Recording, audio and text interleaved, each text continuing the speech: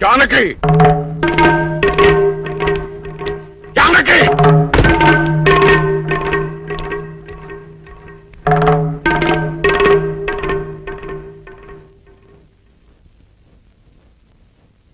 ఇప్పుడు నీ కళ్ళు చల్లబడ్డాయా?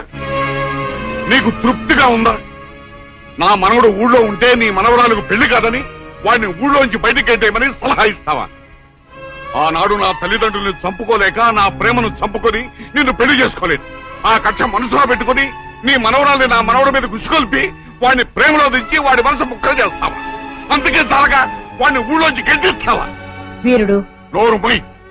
నా పేరు వీరయ్య దొర. పెళ్లి పెటాకులు కాని నీకు, పిల్లా జల్లాలేని నీకు కడుపు తీపి గురించి ఏం తెలుసు? నా మనవడు ఇప్పుడు ఎక్కడున్నాడో ఏమయ్యాడో తెలియటం లేదు. 4 రోజుల లోపల వాడు ఊళ్ళో కనుక రాకపోతే నేను రాక్షసుడు అయిపోతాను. ఈ అవమానం భరించలేక వాడేదైనా అఘాయిత్యానికి పాలు పెడితే అందుకు కారణమైన ఏ ఒక్కరూ ప్రాణాలతో ఉండరు. జాగ్రత్త.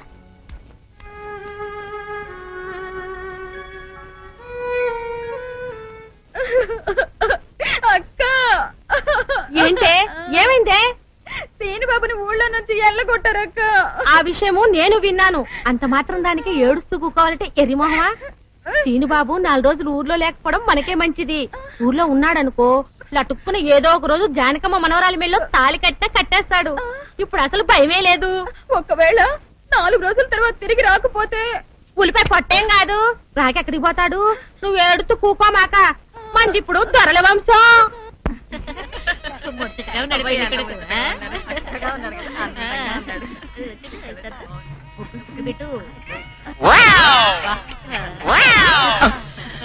ఇదేమిటి? ముక్క మీద నల్ల చుక్క కదా పెట్టాలి, తెల్ల చుక్క పెట్టారేమిటి? నల్ల బొట్టు పెడితే నీ రంగులో రంగు కలిసిపోద్ది. నువ్వు పొగ్గుకుంటావు కదా, అందుకే నేనే తెల్ల చుక్క పెట్టమన్నా. డాడీ, అందరికి కాఫీ టిఫిన్ అవి అందేలేదు చూడు. అదేమిట్రా, కళ్యాణ మంటపం ఇంకా రెడీ కాలేదు? ఇటీ తీసుకోండి.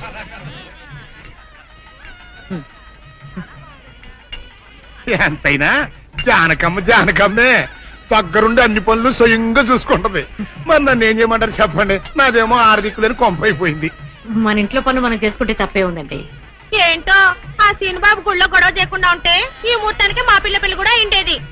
ఈ ముహూర్తానికి ఎందుకులేండి, మాది అసలే దొరల వంశం. పొట్లకేం కాదు. అమ్మా సుందరి, అమ్మా సుందరి. ఏంటమ్మా ఏమైంది? ఏమోనండి, ఉన్నట్టుండి కళ్ళు తిరిగి పడిపోయింది. సుందరి రండి రండి. పాపం ఉన్నట్టుండి పిల్ల కింద పడిపోయిందండి. ఏం చూడండి.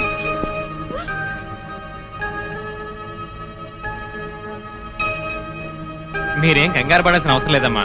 అమ్మాయి నెల తప్పింది. నెల తప్పడం ఏమిటండి? మీరేదో పొరపాటు పడి ఉంటారు. సరిగా చూడండి. పొరపాటు ఏం లేదమ్మా, అమ్మాయి గర్భవతి, 3వ నెల. అదెట్ట కుదురుతుంది డాక్టర్ గారు? ఆ సీనుగాడు పాప ఈ పిల్లని బలత్కారం చేసి 4 రోజులు కూడా కాలేదు, అప్పుడే 3వ నెల అట్ట వస్తే? అది డాక్టర్ గారిని అడగాల్సిన ప్రశ్న కాదండి, అమ్మాయిని అడగాల్సిన ప్రశ్న. ఏమే సుకుమారి, ఏంటిదంతా? నాకేం తెలీదు. తెలీదు. మీరెవరు నాకు కందులు పెట్టినట్టే నేను మీకు రహస్యం చెప్తా.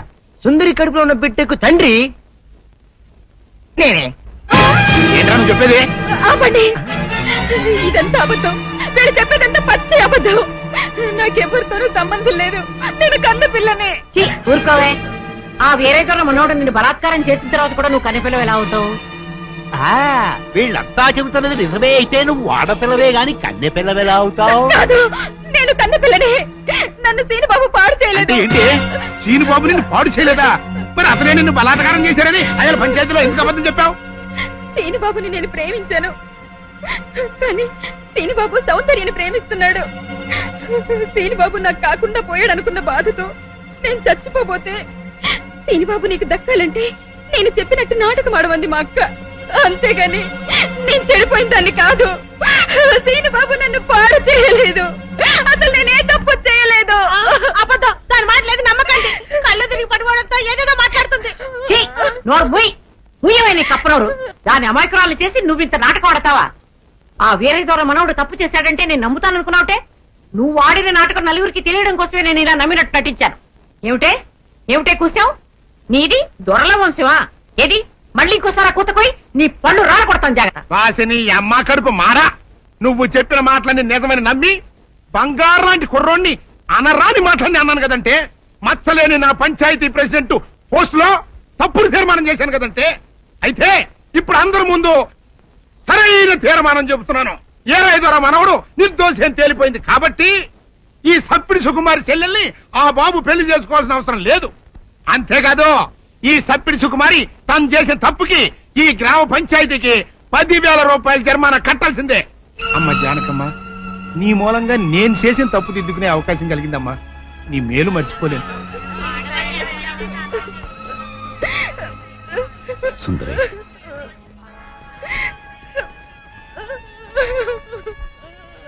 నిజమేంటో అందరికీ తెలిసిపోయింది. ఇంకా ఎందుకు బాధపడతావు? ఊరుకో. సౌందర్య, నానత్త, నేను విన్నదంతా నిజమేనా? అవునమ్మా, అది చెబుదామని వచ్చాను. నానత్త, పిచ్చి తల్లి, సీను నా కళ్ళ ముందు పుట్టి పెరిగిన బిడ్డమ్మా. అతను ఎలాంటి వాడో నాకు బాగా తెలుసు. అందుకే నువ్వు సీనుని ప్రేమిస్తున్నావంటే నేనెంతో సంతోషించాను, ప్రోత్సహించాను కూడా. సీను నిర్దోషిని రుజువయ్యే వరకు అతని ఊళ్ళో ఉండకూడదు. ఉంటే సుందరికి సీనుకి పెళ్లి జరిగిపోతుంది. అలా జరగకుండా ఉండాలని సీను నీ ఊరి నుంచి బహిష్కరించేలా చేశాను. పాపిష్టిదాన్ని, నా సీనుని ఎంతో బాధ పెట్టాను. ఇప్పుడు ఎక్కడున్నాడో, ఏమైపోయాడో ఎలాగైనా వెతికి పట్టుకుంటాను. ఎక్కడని వెతుకుతావు? అవును, ఎక్కడని వెతుకుతాను? పిచ్చి పిల్ల, నువ్వెక్కడా వెతకనవసరం లేదు. నేనే సీనుని రప్పించాను. నిజంగానే నానత్త? మోహన్ చూడరా.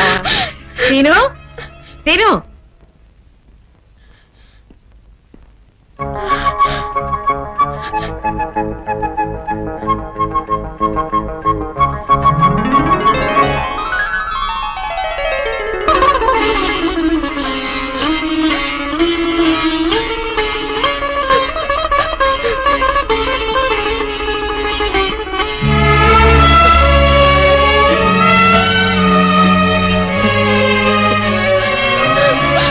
సుందర్య,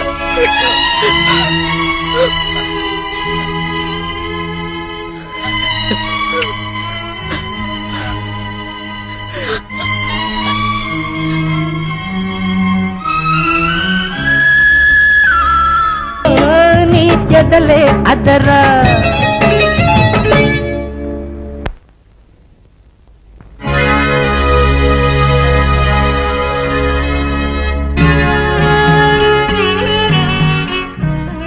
జానకి, చచ్చా, ఏమిటో ఇది? ఊరంతా వెలివేసిన నా మనవణ్ణి నువ్వు ఒక్కదానివి వెనకేసుకొచ్చావని తెలియక నేను నానా మాట్లాడాను, నన్ను క్షమించు అంటావు, అంతే కదా? నిన్నిప్పుడేమిటి, 40 సంవత్సరాల క్రితమే క్షమించాను. వీరుడు, ఆ రోజు నేను పంచాయతీలో అలా ఎందుకు మాట్లాడానో చెప్పాలని నీ తోటకొచ్చాను. నువ్వు నా మొహం కూడా చూడకుండా వెళ్ళిపోయావు. సరేలే, ఇప్పుడు అవని ఎందుకు కానీ పెద్దిరాజుతో చెప్పి ముందు ఆ పెళ్లి ఆపాలి. అదే ముహూర్తానికి సీను సౌందర్యాల పెళ్లి జరిపించాలి. పెద్దిరాజు ఆ పెళ్ళాపడానికి ఒప్పుకుంటాడంటావా? పెద్దిరాజు చాలా పెద్ద మనసు కలవాడు. మనం వెళ్లి సీను సౌందర్యాల ప్రేమ గురించి చెప్తే తప్పకుండా ఒప్పుకుంటాడు. పద, వెళ్దాం పద. అవునమ్మా, నాది పెద్ద మనసే, నేను కాదన్ను. నేను అతి మంచోండి, అది కాదన్ను. అట్టా అని చెప్పి నా కొడుకు పెళ్లి పేట్ల మీదే ఆపు చేసేంత పెద్ద మనసు నాకు లేదమ్మా.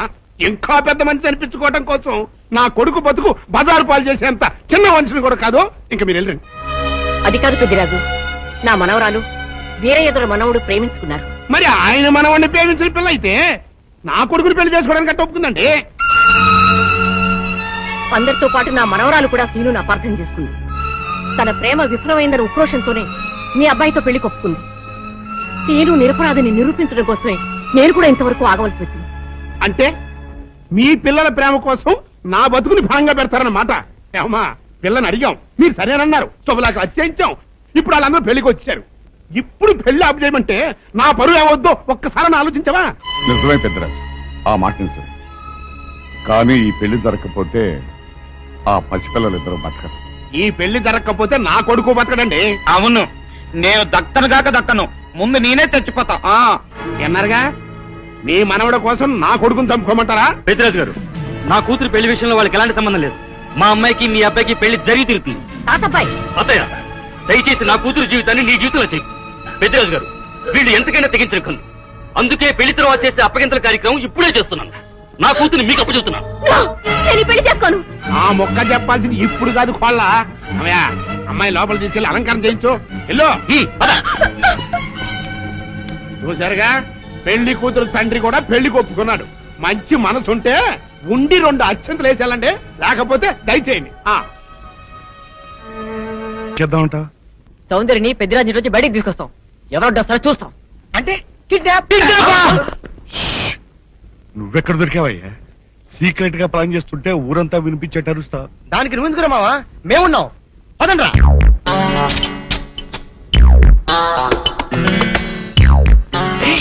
నువ్వు రావద్దు, నువ్వు ఇక్కడే ఉండవు. రండి.